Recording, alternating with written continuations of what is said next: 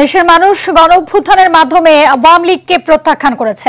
গণহত্যার জন্য রাজনৈতিক দল হিসেবে দলটির বিচার দাবি করে জনগণ মন্তব্য করেছেন বিএনপির স্থায়ী কমিটির সদস্য সালাউদ্দিন আহমেদ। জাতীয় প্রেস ক্লাবে জাতীয় ঐক্য ও বর্তমান বাস্তবতা শীর্ষক আলোচনা সভায় এমন মন্তব্য করেন তিনি। বলেন, শেখ হাসিনার দোসররা সরকারে ও প্রশাসনেও আছে, তাই সরকারের পক্ষে সফল হওয়া কঠিন। এ সময় তিনি আরো বলেন, দেশের গণতন্ত্র প্রতিষ্ঠা করতে মিডিয়ায় স্বাধীনতা নিশ্চিত করবে বিএনপি এবং বর্তমান গণতান্ত্রিক সরকার ব্যবস্থা ফিরিয়ে আনতে সবচেয়ে অগ্রাধিকার দেওয়া উচিত নির্বাচনকে। জনগণের সার্বভৌমত্ব প্রতিষ্ঠা করুন। প্রথমত জনগণের নির্বাচিত প্রতিনিধিদের মাধ্যমে সার্বভৌমত্বের বহিঃপ্রকাশ হবে সেই সার্বভৌম পার্লামেন্টে। সেখানে সকল ধরনের আলোচনা হবে। সংবিধানের ৪৭ অনুচ্ছেদ অনুসারে রাজনৈতিক সংগঠন হিসেবে আওয়ামী লীগের বিরুদ্ধে গণহত্যা এবং মানবতা বিরোধী অপরাধের জন্য বিচারের ব্যবস্থা করা হোক।